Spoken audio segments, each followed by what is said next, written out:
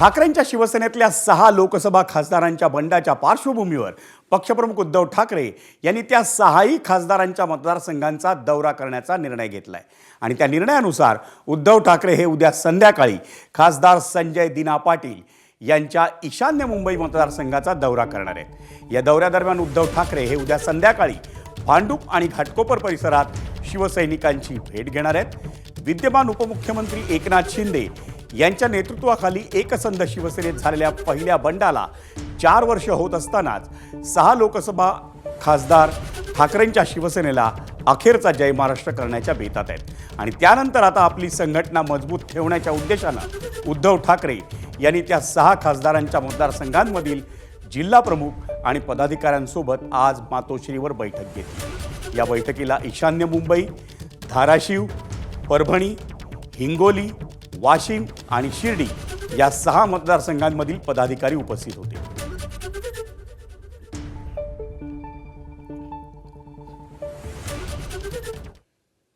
उद्धव ठाकरेंचं मन मोठं असून परत येईल त्यांचं स्वागत करू असं सांगून ठाकरेंच्या शिवसेनेचे आमदार आदित्य ठाकरे यांनी 6 बंडखोर लोकसभा खासदारांना आज साद घातली।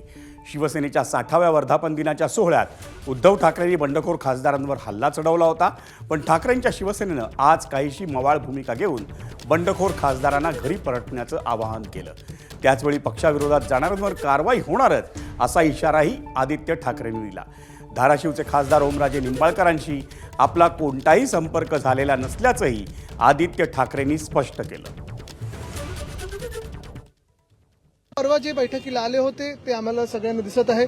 जर कोणाला यायचं असेल मोठ्या मनाने तर पुन्हा एकदा येऊ शकतात, पण उद्धव साहेबांचं मन मोठं आहे।